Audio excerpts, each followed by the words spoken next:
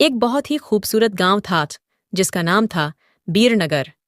यहाँ सभी लोग बहुत खुशी खुशी से रहा करते थे।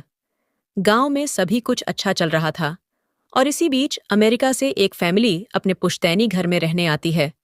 उस परिवार में पति पत्नी और उनका छोटा सा बेटा थे जो अपने हवेली में रहने आए थे। सभी के आते ही गांव वालों में खुशी की लहर दौड़ पड़ी, क्योंकि ये फैमिली कोई और नहीं बल्कि इसी गांव में रहने वाले एक पुराने जमींदार की थी और गांव वाले उनकी बहुत इज्जत करते थे। सब कुछ ठीक चल रहा था, लेकिन अचानक एक दिन इस परिवार के बच्चे की तबीयत अचानक बिगड़ने लगती है। सभी को लगता है मौसम का परिवर्तन हुआ होगा, लेकिन बात तो कुछ और ही थी। धीरे धीरे लड़के का चेहरा नीला पड़ने लगा। आनन फानन में परिवार ने डॉक्टर को बुलाया और डॉक्टर को भी कुछ समझ नहीं आया तो उसने पास में ही बने एक हॉस्पिटल में उन्हें स्वास्थ्य परीक्षण के लिए आमंत्रित किया, ताकि बच्चे की बीमारी का पता लगाया जा सके।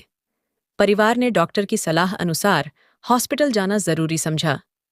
सारे परीक्षण होने के बाद भी कुछ नहीं हासिल हुआ। जैसे ही सारा परिवार गांव पहुंचा तो गांव के कुछ बुजुर्गों ने बच्चे की हालत देखकर उन्हें ओझा के पास जाने को कहा। आज भी गांवों में पुराने रीति रिवाज के अनुसार झाड़ फूंक करके इलाज करने की प्रथा कायम है। परिवार सभी सदस्य बच्चे के लिए ओझा के पास भी जाने को तैयार हो गए। गांव के पास ही पहाड़ी में एक बाबा रहते थे जो कि काली विद्या में भी माहिर थे। जैसे ही उनके आश्रम की सीढ़ियों में वह बच्चा अपने परिवार के साथ पहुंचा तो ओझा जोर जोर से चिल्लाने लगे, तू क्यों आई है? इतने बरसों के बाद भी तेरा बदला शांत नहीं हुआ। ये सब सुनकर बच्चे के माता पिता और गांव वाले दहशत में आ गए।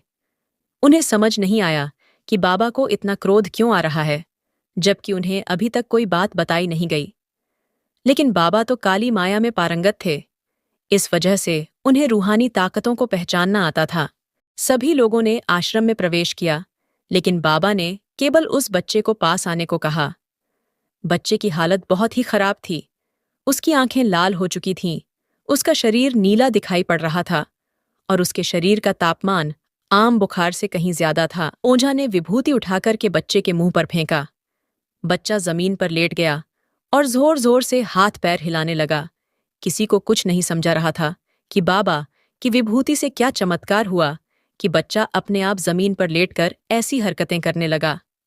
तभी अचानक बच्चा अपने पैर की उंगलियों के बल खड़ा हो जाता है और बहुत ही खूंखार औरत की आवाज में ओझा को उसके पुराने नाम से बुलाया, अरे वो प्रेमनाथ, मैं तुझे नष्ट कर दूंगी। लड़के का ऐसा स्वर सुनकर उसके माँ बाप घबरा गए। लड़के को इस अवस्था में देखकर उन्हें कुछ समझ नहीं आ रहा था कि ऐसा क्यों हो रहा है। तभी ओझा ने एक मंत्र पढ़कर बच्चे को अपने काबू में किया।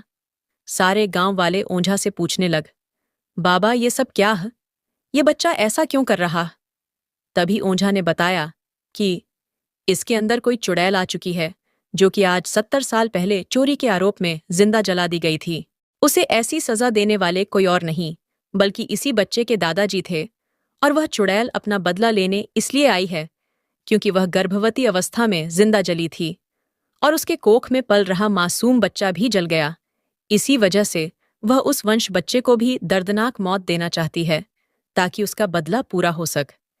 ये सारी कहानी जानने के बाद उसके परिवार वाले ओझा के सामने गिड़गिड़ाने लगे और अपने बच्चे की जान की भीख मांगने लगे।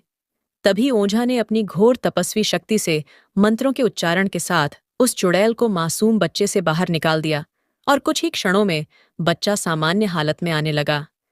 सभी को लगा कि सब कुछ हमेशा के लिए ठीक हो गया, लेकिन यह तो एक शुरुआत थी।